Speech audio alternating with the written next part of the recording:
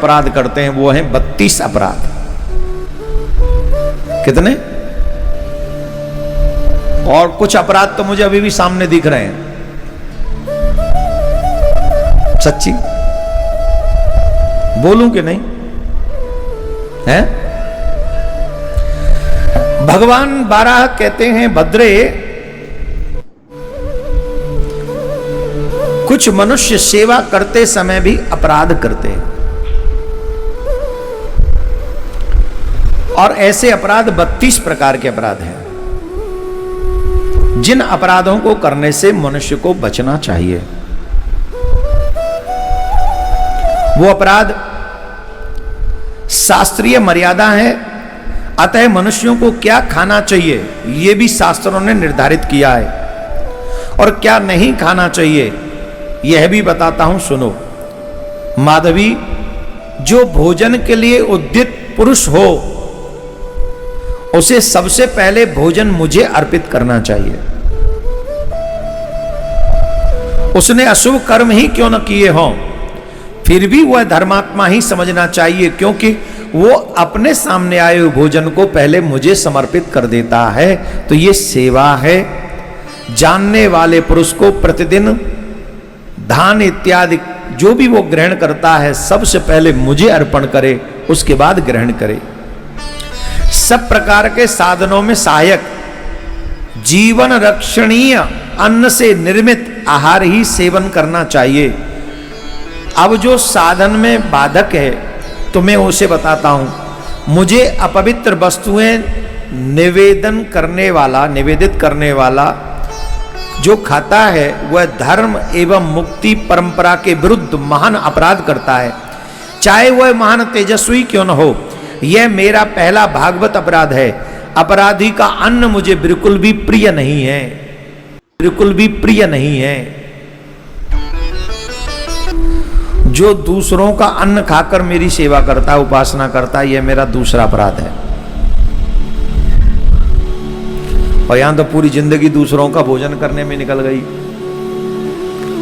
पर हम तो कहते थे भगवान तु दिए वस्तु गोविंद तुभ्यमेव समर्पय, तेरा तुझको अर्पण क्या लागे मेरा, सब कुछ तो तुम्हारा ही है। लेकिन यहाँ भगवान कह रहे हैं जो दूसरों का भोजन करके मेरी उपासना करता है, ये मेरा दूसरा अपराध है। जो मनुष्य स्त्री संग करके मेरा स्पर्श करता है,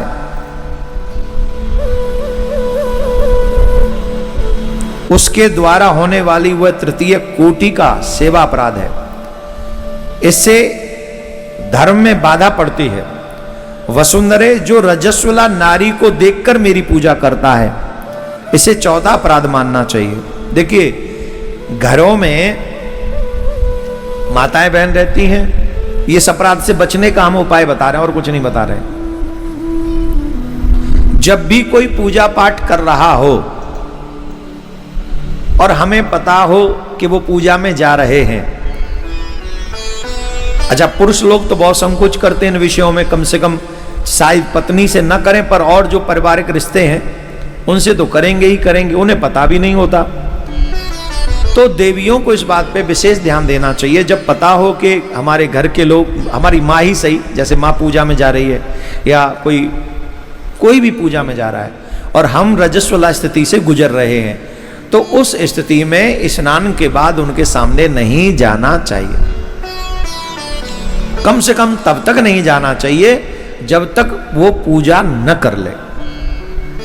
अभी हम इसलिए नहीं कह रहे, अभी यहां देखो भगवान कह रहे हैं जो रजस्वला स्त्री का मुख देखकर मेरी पूजा में आता है, ये मेरा अपराध है। और कई बार तो जो पूजा में जा रहा है या जा रही है उसको पता ही नहीं है ये क्या स्थिति है। तो जिसकी स्थिति वो है उसे तो मालूम है, तो उसको ही थोड़ी सावधानी। यहां पर मैं थोड़ा आपका हित चाहता हूं, आपके पूजा जो आपके घर में पूजा करते हैं उनका हित चाहता हूं, इसलिए इसको थोड़ा ओपनली बोल रहा हूं और मर्यादित शब्दों में ही बोल रहा हूं। उस स्थिति में हमें प्रयासपूर्वक ये करना चाहिए कि अगर कोई पूजा में जाएगा, उसका टाइम है, तो फिर हमें उस समय तक वहां बाहर उनको अपना मुख न दिखाएं। अगर ये कर सकें तो बाकी का as you wish, whatever you want. Radhe Radhe. ये मेरा चौथा अपराध है। तो मृतक का स्पर्श करके अपने शरीर को शुद्ध नहीं करता और अपवित्र अवस्था में ही मेरी संपर्या में लग जाता है, मतलब भजन इत्यादि में या आने जाए मंदिर के दर्शन करने में भी चला जाता है, यह मेरा 5वां अपराध है। यह अपराध है, इसे 5वां अपराध मानना चाहिए, जिसे मैं कभी क्षमा नहीं करता। वसुंधरे, मृतक को देखकर बिना आचमन किए मेरा स्पर्श करता है, यह मेरा 6ठा अपराध है। मतलब अगर सबको देख भी लिया है तो आचमन करो, जल छिड़को, कम से कम 4-5 बार नारायण नारायण नारायण नारायण कह के अपने आप को शुद्ध करो। और हाँ, या किसी का सब जा रहा हो तो तुरंत चप्पल जूते उतार कर अपने पैरों से, गाड़ी में बैठे तो गाड़ी में उतार दो, और कम से कम 5 बार शिव शिव शिव शिव कहना चाहिए, राम राम राम राम राम राम कहना चाहिए। इससे उस आत्मा को भी सुख मिलता है और परमात्मा को तुम्हारा दया भाव भी समझ में आता है कि बड़ा दयावान है, किसी सबको देखकर। लेकिन अशुद्ध हो गए हो ये समझ लो, सब भी दिख गया है तो फिर क्या करना चाहिए? अपने पास रखे हुए जल को आचमन करके नारायण नारायण कह के ओम अपवित्रो पवित्रो वा सर्वास्तांग तो पवि, ऐसे करके, और कुछ नहीं आता तो नारायण नारायण कह के जल छिड़क लो, शुद्ध हो जाओगे। अब जल न मिले तो बोले तब तक फिर भगवान की सेवा मत जाओ, जल मिले उसके बाद आचमन करके ही जाओ। यदि उपासक मेरी पूजा को बीच में छोड़कर शौच के लिए चला जाए तो ये मेरा 7वां अपराध है। इसलिए सबसे निवृत्त होकर ही पूजा करते हैं। हाँ, अब ये आ गया अपराध। यहां देखो, यहां ऑलमोस्ट कई लोग करे बैठे हैं ये अपराध प्रेजेंट में भी। मैंने तो नहीं आज, इसीलिए मैं तो पीले पहन के आया हूं। जो मनुष्य नीले वस्त्र पहनकर मेरी पूजा करता है, हाँ हाँ हाँ, कई बैठे हैं। जो मनुष्य नीले वस्त्र से आवृत होकर मेरी सेवा में उपस्थित होता है, यह उसके द्वारा आचरित होने वाला 8वां सेवा अपराध है। जगत को धारण करने वाली पृथ्वी जो मेरी पूजा के समय अनुचित अनर्गल बातें करता है, यह मेरी सेवा में 9वां अपराध है।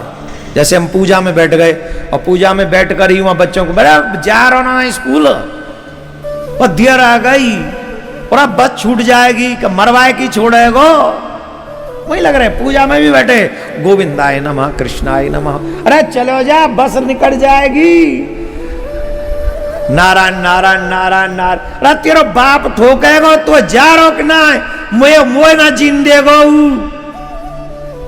कृष्णाय वासुदेवा हरे परमात्मा, अरे ना सुनो। तुम्हारी सु ऐसा कई घरों में होता है और तुम्हारे में भी होता होगा कभी ना कभी। तो जो अनभिज्ञ हैं वो करते ही है। कभी भी भजन के समय किसी और से बात करनी ही नहीं चाहिए। कई तो फोन उठा लेते, हेलो अभी रख दो, मैं माला कर रहा हूं, बाद में करूंगा, धर देने आए। इसका अभिप्राय, एक बात तो समझ में आ गई, भजन के समय मात्र भजन और कुछ नहीं। भगवान तुमसे क्या चाहते हैं? बोले जो तुम मुझे समय दे रहे हो 20-25 आधा घंटा, वो सिर्फ मेरा होना चाहिए, इसमें नो संसार का इन्वॉल्वमेंट, कोई इन्वॉल्वमेंट नहीं होना चाहिए, सिर्फ मेरा हो। इसके लिए तुम बीच में कहीं उठ के भी मत जाओ, शौच इत्यादि से जब निवृत्त हो जाओ तब बैठो, और सारे फोन वोन पहले सुन लो फिर बंद करके बैठो। कितना भगवान का अटैचमेंट है आपसे। ऐसी बातें सिर्फ एक प्रेमी ही कह सकता है प्रेमिका से कि it's my time, only my time,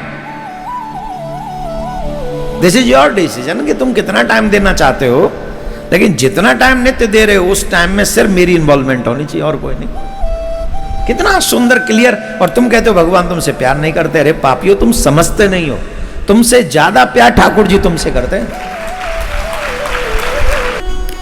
अनर्गल बातें करता है, वो है मेरी सेवा में 9वां अपराध है। जो शास्त्र विरुद्ध वस्तु का स्पर्श करके मुझे पाने के लिए प्रयत्नशील रहता है, उसका आचरण 10वां अपराध माना जाता है।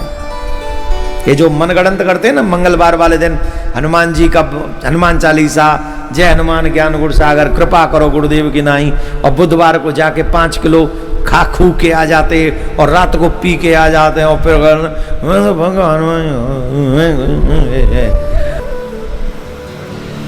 शुद्ध बनना है तो डायरेक्ट शुद्ध बनो या शुद्ध रहो, नौटंकी नहीं। भगवान को नाटक प्रिय नहीं है, भगवान को प्योरिटी, जो प्योर होते हैं ना, प्योरिटी पसंद है ठाकुर जी को। तो ये मेरा 10वां अपराध है, जो किसी भी वस्तु को छू छा के फिर कहते हम आपके भी भक्त हैं। जो व्यक्ति क्रोध में आकर मेरी उपासना करता है, मतलब जो भजन भी कर रहे हैं और किसी कारण से क्रोध आ रहा है, ये 11वां अपराध है। अर्थात भगवान की सेवा शांत मन से करनी चाहिए। जब क्रोध आ रहा हो तो उस समय रुक जाओ, थोड़ी देर डिले कर दो। इससे मैं अत्यंत अप्रसन्न होता हूं। जो निषिद्ध कर्मों को पवित्र मानकर मुझे निवेदित कर देते हैं वह 12वां अपराध है। जो लाल वस्त्र पहनकर कुसुम रंग के बन कुसुम में रंगे वस्त्र पहनकर मेरी सेवा करता है वह मेरा 13वां अपराध है। मतलब लाल कपड़े भी पहनकर सेवा नहीं करनी चाहिए नारायण भगवान की, श्री कृष्ण की, राम जी की, हनुमान जी की तो कर सकते हैं, शायद देवियों के लिए तो मना नहीं होगा आई थिंक। अभी इसमें जितना लिखा है मैं उतना ही बोल रहा हूं। देवियों के लिए तो लाल वस्त्र शुभ होता है, पर यहां पुरुष के लिए शायद निषिद्ध किया गया हो।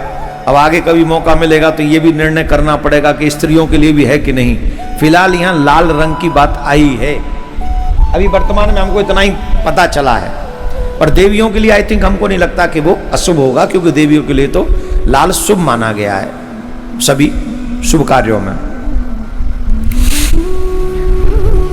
वो 13वां अपराध है। जो अंधकार में मेरा स्पर्श करता है, मतलब अंधेरा हो और फिर भी ठाकुर जी की पूजा में लगे हो, ऐसा नहीं करना चाहिए, 14वां अपराध है। जो मनुष्य काले वस्त्र धारण करके मेरा पूजा करते हैं, मेरे कर्मों को संपादन करते हैं, वह मेरा 15वां अपराध है। नीला नहीं, लाल नहीं, अब काला रंग, या काले भी पहन के बैठे हैं कई। यहां काले लोगों की बात नहीं हो रही है, काले रंग के कपड़ों की बात हो रही। राधे राधे बोलना पड़ेगा। भगवान कह रहे हैं काले रंग का वस्त्र पहनकर मेरी पूजा में सम्मिलित नहीं होना। वैसे तो काला रंग सनातनियों के लिए निषिद्ध है, ध्यान से सुनो। हमारे यहां दैत्य और देवता 2 हैं, तो दैत्य हमेशा काले रंग के कपड़ों में, जिनकी मनोवृत्ति नेगेटिव होगी उनका काला रंग में अटैचमेंट ज्यादा होगा। लेकिन जो पॉजिटिव लोग होते हैं, जो भगवान के प्रति थोड़े ज्यादा ही हृदय से सम्मिलित हैं। अब यहां पर देखो हमारी बच्चियां जो हैं काफी बैठी हुई हैं, जिन्होंने सिर्फ सफेद वस्त्र पहन रखे हैं। कितनी देव बच्चियां हैं जो यहां वृंदावन में वास कर रही हैं, उन्हें 2 ही कलर पहनती हैं वो, एक तो सफेद वस्त्र और एक पीले वस्त्र। अधिकांश 2 ही कलर के वस्त्रों को वो देव बच्चियां पहनती हैं, या जो भक्त लोग यहां हैं वो पहनते हैं। इसका मतलब मैं आपके कलर डिसाइड नहीं कर रहा हूं। भगवान कह रहे हैं कि काले कलर के कपड़े पहनकर जो मेरी सेवा में आता है ये मेरा 15वां अपराध है। राधे राधे बोलना पड़ेगा। पुरुषों के लिए कहा गया है कि जब भी पूजा में जाओ तो धोती पहन के जाओ। जो धोती पहनकर पुरुष पूजा में नहीं जाता, लांग लगाकर पूजा में नहीं जाता, वो 16वां अपराध है। ये जो जींस बिंस पहन के बैठ जाते हैं ना वो चौकी पे, पंडित जी करो, नीचे बैठने में असुविधा होती तो इट्स ओके, लेकिन प्रयास पूर्वक करो कि भगवान की पूजा जब भी जाओ धोती पहनो, धोती कुर्ता पहनो। अब मैं यहीं पर व्यासपीठ पे आ जाऊं पैंट वैंट पहन के, ईमानदारी से बताओ श्रद्धा आएगी आपको? क्यों नहीं? मैं भी तो मॉडर्न टाइम में जी रहा हूं। जब तुम मॉडर्न हो तो मैं मॉडर्न कम हूं क्या? लेकिन नहीं, व्यासपीठ की एक मर्यादा है, वैसे ही भगवान की पूजा की भी एक मर्यादा है, और उस मर्यादा को थोड़ा स्वयं भगवान कह रहे हैं। 16वां अपराध कह रहे हैं, जो धोती पहनता पूजा में वो 16वां अपराध है। इसलिए आप चले जाओ मोस्टली मंदिरों में आपको ब्राह्मण देवता धोती पहनकर ही पूजा करते हुए दिखाई पड़ेंगे। ये अपराध से बचने। और जो कुर्ता पजामा भी पहनते हैं पूजा में मंदिर में, और पूजा के मंदिर में कुर्ता पजामा पहनकर भी जो पूजा करते हैं, उनको भी अपराध लग रहा है 16वां अपराध। बोलो राधे राधे। अज्ञानवश जो स्वयं पकाकर बिना मुझे अर्पण किए खा लेता है, यह मेरा 17वां अपराध है। मतलब अपने आप भोजन बनाया, हलवा बनाया और स्वयं ही पा लिया, नहीं, पहले भगवान को भोग लगाओ, अच्छा लगता है। जो अवक्ष्य मत्स्य मांस भक्षण करके मेरी शरण में आ जाता है, मेरे मंदिर में आ जाता है, ये मेरा 18वां अपराध है। उल्टी सीधी चीज खाकर कभी भी भगवान के मंदिर में जाना, वैसे तो नियम यही है कि ये जीवन में खाना ही नहीं चाहिए, उल्टा सीधा खाकर मंदिर नहीं जाना चाहिए। जो ऐसा करता है वो 18वां अपराध करता है, सेवा अपराध मानता हूं मैं उसे। जो जलपात मांस भक्षण करता है, जलपात माने बतख का जो मांस भक्षण करता है और मांस भक्षण करके मेरे पास आता है, यह कर्म मेरी दृष्टि में 19वां अपराध है। जो दीपक का स्पर्श करके बिना हाथ धोए मेरी उपासना में संलग्न हो जाता है, उसका यह कर्म मेरी सेवा में 20वां अपराध है। जो शमशान भूमि में जाकर बिना शुद्ध हुए मेरी सेवा में उपस्थित हो जाता है, वह मेरी सेवा का 21वां अपराध है। 22वां अपराध वह है जो पिंडायक, आहा, ये हर गृहस्थी सुन लो रे, जिनकी रसोई में ये चीज है और 99% ये चीज है रे, पूरे सबके घर में रे जे चीज तो पूछो क्या, पिंडायक माने हींग।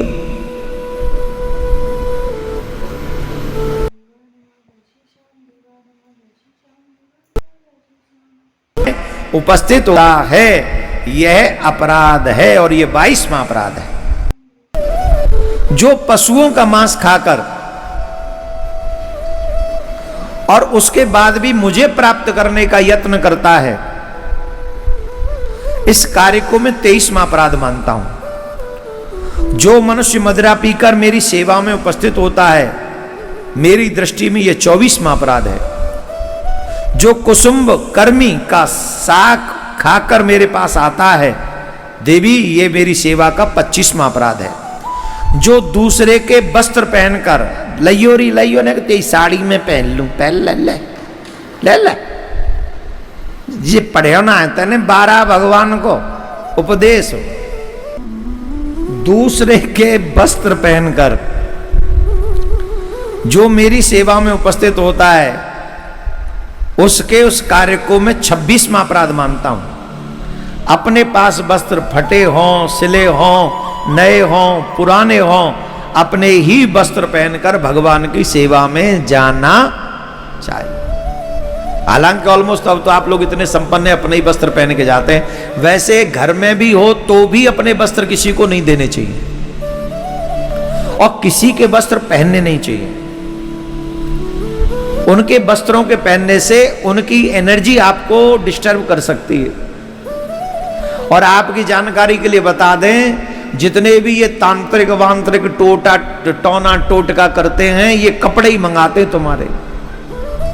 उसका पहना हुआ एक कपड़ा ले आओ तो टोटका कर देते हैं। तो अपने वस्त्रों की सावधानी भी रखनी चाहिए और दूसरे का वस्त्र पहनना भी नहीं चाहिए।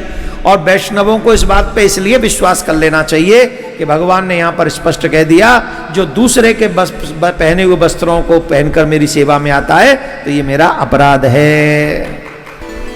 26वां अपराध मानता हूं। सेवा अपराधों में 27वां अपराध, जो नया अन्न उत्पन्न होने पर उसके द्वारा देवताओं और पितरों को यजन न करने से स्वयं खा लेता है। न देवताओं को अर्पण करता है, न पितरों को अर्पण करता है, नया अन्न आया और स्वयं खा लेता है, यह 27वां अपराध है।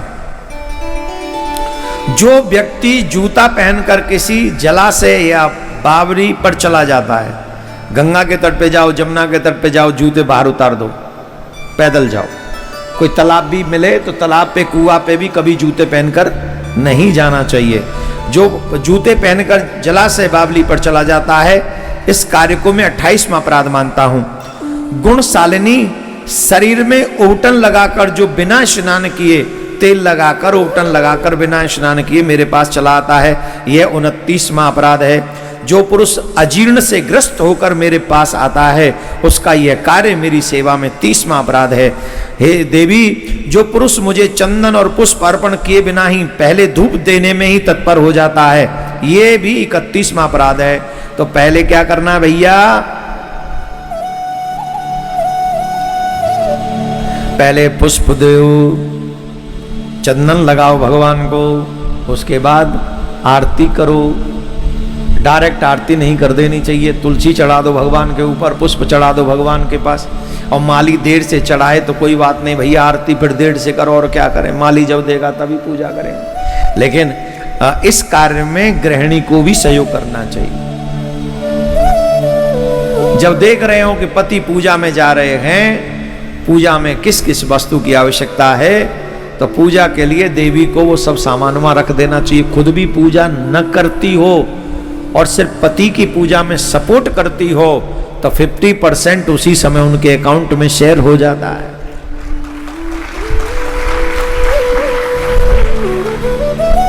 कितने हो गए? तत्पर हो जाता है यह अपराध में 31वां अपराध मानता हूं। हे देवी, आदि द्वारा मंगल शब्द किए बिना ही मंदिर के, मतलब ताली बजाए बिना, शंख बजाए बिना, जयकार लगाए बिना कभी भी मंदिर के पट नहीं खोलने चाहिए। शंख बजाओ, घंटी बजाओ, उसके बाद पहले पता चल जाता ना भगवान को। जैसे तुम लोग कहते हो हम अपने कमरे में बैठे थे, तुम बिना नॉक किए आ गए, मैनर्स है कि नहीं? कहते हो कि नहीं? अचानक से बैठे हो तुम, देवी जी से बात कर रहे हो, और देवी जी चाय पियोगी क्या मैं बना के लाऊं, और देवी जी आइसक्रीम खाओगी, गर्मी बड़ी पड़ रही है, बड़ा प्रचंड जो है मामला हो रहा, पानी लाऊं ठंडा, फ्रिज का कुछ लाऊं, ऐसे करके तुम बात करो। करते ही होगे तुम लोग, सब गृहस्थी लोग हो, तुम कुल से तपस्वी तो हो नहीं जो हिमालय पे बैठ के सिर्फ माला ही गटका रहे। ये सब संसार में चलता है और होना भी चाहिए, गृहस्थी लोग तो कर ही सकते हैं। ये जो तपस्वी लोग हैं ये अपना अलग देखें अपना सिस्टम। तो बातें कर रहे हो अचानक पति पत्नी, और अचानक कोई बिना पूछे ही ससुर जी चले आए या सासू जी चले आए या कोई अननोन आ जाए, तो अच्छा लगेगा कि बुरा लगेगा? जवाब दो, क्यों लगेगा? अरे